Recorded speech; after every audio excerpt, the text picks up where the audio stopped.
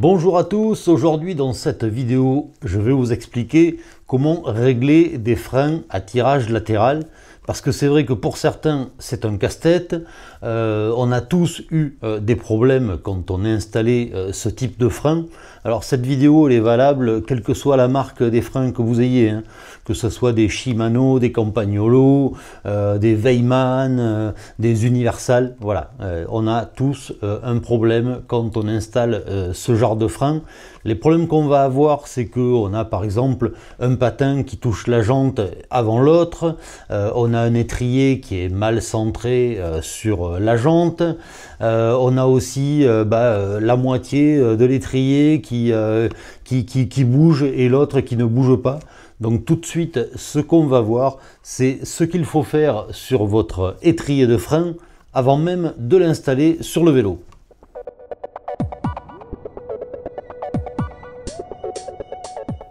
Pour l'exemple, je vais utiliser cet étrier de frein Shimano 600. Ça, c'est un modèle que vous devez connaître.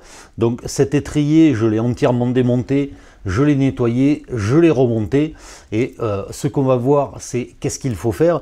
Parce que vous allez voir que bien souvent, les problèmes que vous aurez plus tard commencent par là, dès le remontage de l'étrier, bien avant qu'il soit remonté sur le vélo. En effet, avant de remonter le frein sur le vélo, vous devez vérifier si le jeu entre les deux mâchoires est bien réglé. Si il y a trop de jeu, vos mâchoires vont bouger, donc là vous n'aurez pas un freinage efficace.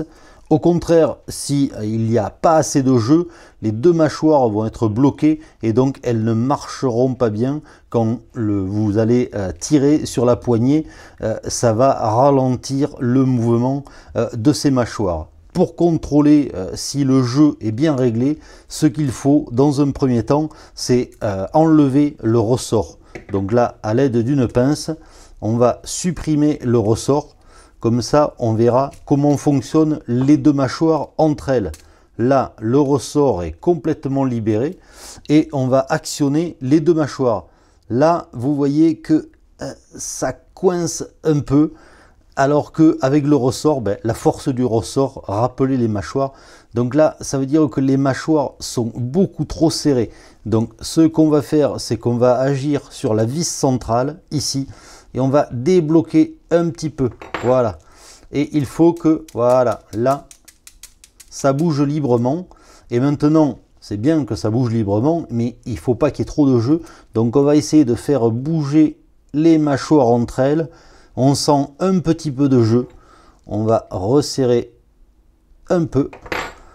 Là, ça bouge encore, mais par contre, il y a beaucoup moins de jeu. Voilà, là, il suffit de remonter le ressort et on va dire que votre étrier est prêt à être remonté. Donc, je vais attraper le ressort. Ah, je ne vais pas y arriver, mais si. Voilà. Là, vous voyez que votre étrier bouge librement, ce qui veut dire que quand le câble sera installé, voilà, les deux mâchoires vont bouger ensemble. On aura un frein qui sera équilibré. Cet équilibrage entre les deux demi-mâchoires de frein, c'est vraiment le gros problème des freins à tirage latéral. Et c'est d'ailleurs pour ça que les freins à tirage central de type Mafac ont eu autant de succès, puisque là il n'y a pas un seul ressort mais deux ressorts, donc l'équilibre est parfait. Dans les années 90, Shimano a trouvé la solution, parce que le problème de cet équilibrage, c'est que les demi-mâchoires tournent sur l'axe, donc c'est un contact métal sur métal, et ça, c'est pas très mécanique. Donc n'oubliez pas de bien graisser l'axe et les demi-mâchoires quand vous remontez vos freins, parce que la graisse que vous allez mettre, c'est ça qui va permettre d'avoir un mouvement fluide entre l'axe et les demi-mâchoires. Et dans les années 90, Shimano a eu l'idée d'insérer dans les demi-mâchoires des roulements à billes, enfin c'était des cages à aiguilles, et ça permettait un contact beaucoup plus mécanique, beaucoup plus fluide, et ça a apporté un vrai plus à ces freins à tirage latéral. Maintenant, on va passer sur notre étrier de frein, on va passer sur du Weimann, et on va voir comment on va régler ça une fois installé sur le vélo.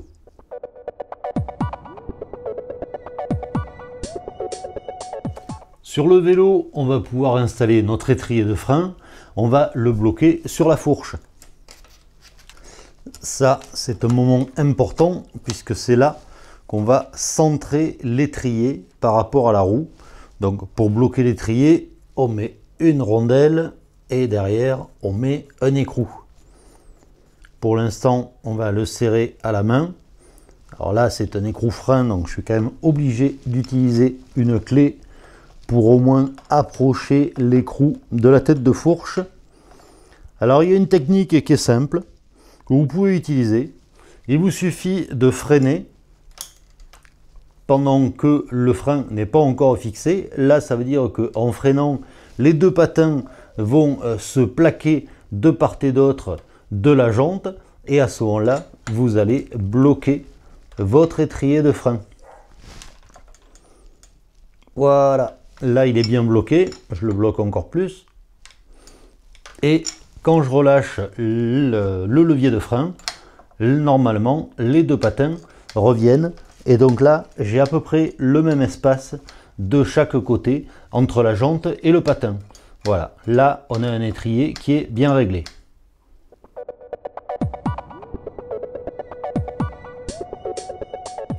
Vous voyez qu'avec cette façon de fixer l'étrier sur la fourche, le réglage n'est pas si mal que ça, mais à y regarder de plus près, je pense qu'on peut faire mieux, puisque d'un côté, entre le patin et la jante, j'ai 1 mm, alors que de l'autre côté, j'ai plutôt 3 mm. Donc je pense qu'il y a moyen d'arriver à un réglage, un centrage beaucoup plus parfait. Pour ça, ce qu'on va faire, c'est qu'on va utiliser un bout de bois et un marteau. On va taper sur le ressort pour décentrer un petit peu l'étrier de frein et donc pour qu'il soit parfaitement centré sur la jante. Pour affiner le réglage, le but c'est de faire pivoter légèrement l'étrier. Donc pour le faire pivoter, j'utilise un bout de bois que je viens positionner ici sur le ressort et ensuite un marteau et en tapant un petit coup, voilà, ça me permet de rééquilibrer les deux patins. Là, je vérifie et effectivement, là, maintenant, mes deux patins sont vraiment centrés sur la jante. Ça, c'était vraiment le dernier petit réglage, histoire de pinailler.